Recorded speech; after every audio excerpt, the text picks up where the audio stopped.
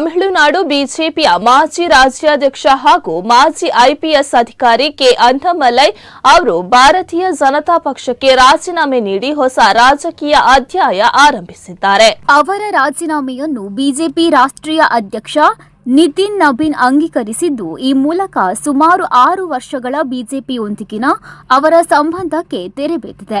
ರಾಜೀನಾಮೆಯ ಬೆನ್ನಲ್ಲೇ ಅಣ್ಣಾಮಲೈ ಅವರು ಹೊಸ ಪ್ರಾದೇಶಿಕ ರಾಜಕೀಯ ಪಕ್ಷವನ್ನು ಸ್ಥಾಪಿಸಿರುವುದಾಗಿ ಅಧಿಕೃತವಾಗಿ ಘೋಷಿಸಿದ್ದು, ತಮಿಳುನಾಡಿನ ರಾಜಕೀಯ ವಲಯದಲ್ಲಿ ಹೊಸ ಚರ್ಚೆಗೆ ಕಾರಣವಾಗಿದೆ.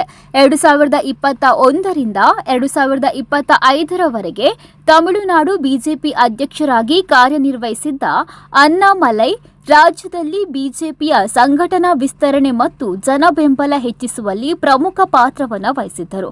ಆದರೆ ಎಐಎಡಿಎಂಕೆ ಪಕ್ಷವು ಎನ್ಡಿಎ ಮೈತ್ರಿಕೂಟಕ್ಕೆ ಸೇರ್ಪಡೆಯಾದ ನಂತರ ಪಕ್ಷದ ಉನ್ನತ ನಾಯಕತ್ವ ತಮ್ಮನ್ನು ಕಡೆಗಣಿಸುತ್ತಿದೆ ಎಂಬ ಅಸಮಾಧಾನ ಅವರಲ್ಲಿ ಮೂಡಿತ್ತು ಎನ್ನಲಾಗಿದೆ. ಕೇಂದ್ರ ಸರ್ಕಾರದ ತ್ರಿಭಾಷಾ ನೀತಿ ಕುರಿತಂತೆ ಅಣ್ಣಾಮಲೈ ಬಹಿರಂಗವಾಗಿ ಭಿನ್ನಾಭಿಪ್ರಾಯ ವ್ಯಕ್ತಪಡಿಸಿದ್ದರು. ವಿಶೇಷವಾಗಿ 9ನೇ ತರಗತಿಯ ವಿದ್ಯಾರ್ಥಿಗಳಿಗೆ 3 ಭಾಷೆಗಳ ಕಲಿಕೆಯನ್ನು ಕಡ್ಡಾಯಗೊಳಿಸುವ ಪ್ರಸ್ತಾವನೆಗೆ ಅವರು ವಿರೋಧವನ್ನು ವ್ಯಕ್ತಪಡಿಸಿದ್ದರು. ತಮಿಳುನಾಡು ವಿಧಾನಸಭಾ ಚುನಾವಣೆಗೆ ಬಿಜೆಪಿ ಮತ್ತು ಎಐಎಡಿಎಂಕೆ ಮೈತ್ರಿ ಮಾಡಿಕೊಂಡಿರುವುದರ ಬಗ್ಗೆಯೂ ಅವರು ಅಸಮಾಧಾನ ಹೊಂದಿದ್ದರು ಎಂದು ರಾಜಕೀಯ ವಲಯದಲ್ಲಿ ಚರ್ಚೆಯಾಗಿತ್ತು. ಜೂನ್ 2ರಂದು ನಿತಿನ್ ನಬೀನ್ ಅವರನ್ನ ಭೇಟಿಯಾಗಿ ರಾಜೀನಾಮೆ ಸಲ್ಲಿಸಿದ್ದ ಅಣ್ಣಾಮಲೈ ಬಳಿಕ ಬಿಜೆಪಿಯಲ್ಲೇ ಮುಂದುವರಿಯಲಿದ್ದಾರೆ ಅಥವಾ ರಾಜ್ಯಸಭೆಗೆ ಆಯ್ಕೆಯಾಗಲಿದ್ದಾರೆ ಎಂಬ ಊಹಾಪೋಹಗಳಿಗೆ ತೆರೆ ಎಳೆದಿದ್ದಾರೆ.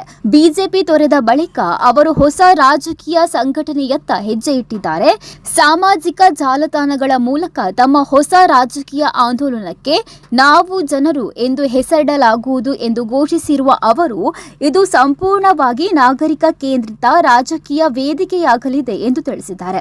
ಈ ಕುರಿತು ಮಾತನಾಡಿದ ಅಣ್ಣಾಮಲೈ, ಕಳೆದ 18 ತಿಂಗಳುಗಳಿಂದ ಹಲವು ವೈಚಾರಿಕ ಹಾಗೂ ಕಾರ್ಯವೈಖರಿಯ ವಿಚಾರಗಳಲ್ಲಿ ಬಿಜೆಪಿ ನಾಯಕತ್ವದೊಂದಿಗೆ ಭಿನ್ನಾಭಿಪ್ರಾಯಗಳಿದ್ದವು. 2025ರ ಡಿಸೆಂಬರ್ನಲ್ಲೇ ಪಕ್ಷ ತೊರೆಯುವ ಇಚ್ಛೆಯನ್ನು ಹೈಕಮಾಂಡ್ ತಿಳಿಸಿದ್ದೆ. ಆದರೆ ಚುನಾವಣೆ ಮುಗಿಯುವವರೆಗೆ ಜವಾಬ್ದಾರಿ ನಿರ್ವಹಿಸುವಂತೆ ಮನವಿ ಮಾಡಿದ್ದರಿಂದ ಪಕ್ಷದಲ್ಲೇ ಮುಂದುವರೆದಿದ್ದೆ ಎಂದು ಹೇಳಿದ್ದಾರೆ.